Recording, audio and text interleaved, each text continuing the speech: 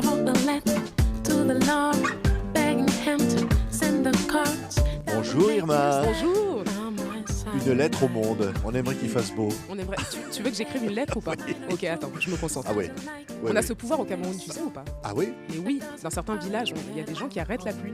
C'est pas Je te possible. dis. On va les appeler là. On les Est-ce qu'il appelle. serait possible parce qu'on est au Francophonie de La Rochelle? On aimerait bien quand même qu'il y ait Paye un du billet soleil. d'avion, ils arrivent. Mais je suis sûr qu'avant la fin de cette émission, il va revenir. Le message a été entendu. Il part à Yaoundé, Douala, il revient. Voilà, exactement. Comme ça. Non, mais je dis lettre au monde parce que ça a été vraiment le début de toute l'aventure, Irma. Ouais. Cette lettre comme ça qui a touché tout de suite, qui a fait la carrière qui est là maintenant. Bah, c'est vrai, et c'était il y a un moment maintenant, même si ça me paraît toujours... En fait, il y a des moments où ça me paraît très loin, parce que l'album est sorti en 2011, donc il y a 10 ans quand même maintenant, et en même temps, parfois, j'ai l'impression que c'est passé comme ça. Et c'est assez fou, tout s'est enchaîné très vite.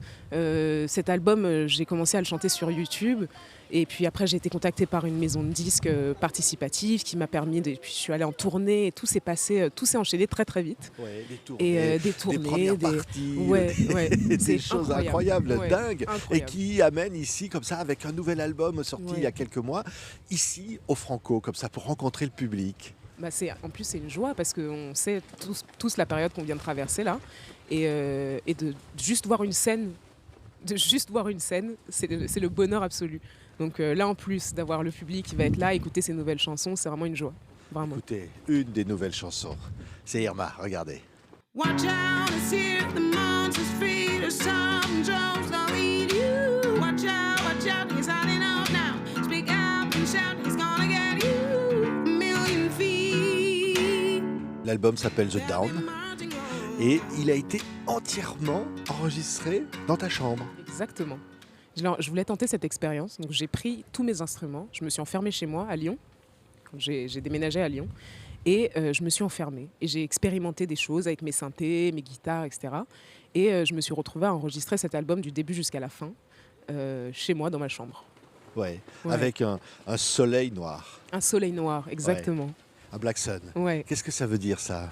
Et ben, le soleil noir, c'est un espèce de concept que j'ai inventé pour parler de ce moment un peu chaotique où on se rend compte que parfois on est un peu son propre bourreau. Ces moments où on réalise qu'on se met des barrières nous-mêmes, on a des espèces de croyances limitantes comme ça qui nous empêchent de faire les choses qu'on veut faire. Et moi, je suis arrivée à un moment dans ma vie où j'ai réalisé cette chose-là, parce qu'on a tendance à beaucoup regarder à l'extérieur quand il nous arrive des choses pas bien. Et je me suis dit, ça peut être pas mal de se regarder en fait dans le miroir et de se dire, peut-être qu'il y a des petits soucis par là. Et le soleil noir, c'est ce moment un peu chaotique où on se rend compte de tout ça. Et ça fait pas, c'est pas très agréable, mais en même temps, voilà, ça fait avancer, quoi. Et pourtant, il y avait l'une des premières chansons qui avait cartonné, c'était I Know. Oui, Je sais, Et je croyais que je savais beaucoup de choses, mais en fait, je savais que je ne savais rien. comme disait Jean Gabin. Exactement. Et en fait, c'est ça, je sais, et on est passé à je sais, et en fait, je sais rien du tout. Ouais. Quand ça se rappelle I Know, tiens, mais j'ai envie de l'entendre un tout petit peu. Allez. On écoute là, comme ça, en fond, là. Ouais. I'd like to tell you just a word. I am so sorry to disturb. You may be thinking I'm a fool. Ouais, il y a du temps qui a passé depuis Ouais. ça. Ouais. Hein? C'est beau de l'entendre, en fait. Ça me rappelle, moi, j'ai composé cette chanson quand j'avais 12 ans. Et j'étais dans ma chambre au Cameroun, à Douala. Et étrangement, j'avais... je me rendais pas compte de ce qui allait lui arriver, évidemment, et de tout le destin qu'elle allait avoir. Mais en même temps, dans ma tête d'enfant, c'est comme si j'avais pas visualisé autre chose que faire de la musique, être sur des scènes, jouer des chansons. Et c'est assez fou ce qui lui est arrivé par la suite, qui est quelque chose qu'au final, dans ma tête, j'avais rêvé dans cette chambre au Cameroun, quoi. Ouais. Alors, il y a parfois des problèmes de vent. On entend le vent dans les l'entend, micros. mais c'est On beau va en même continuer quand même parce que Continuons on affronte- malgré tout, on affronte affrontons la nature. la nature. Je disais, cette chanson I Know, c'est vrai que tu as dit à un moment donné, c'est ma seule arme. C'est cette chanson. C'était, en fait, ça s'adressait quoi? Ça s'adressait au Cameroun aussi un petit peu, non? Bah, ça s'adressait à beaucoup de choses, mais surtout aux adultes. Parce que j'étais enfant quand j'ai écrit cette chanson. Et pour moi, c'était un moyen d'exprimer ma colère contre la résignation du monde des adultes. Moi, il y avait une réponse que je détestais quand j'étais gamine, c'est comme ça. Je ne comprenais pas. C'est comme ça. Qu'est-ce que ça veut dire? Pourquoi c'est comme ça? Et donc, à chaque fois que je voyais des choses qui ne me plaisaient pas, des injustices, etc., on me répondait c'est comme ça.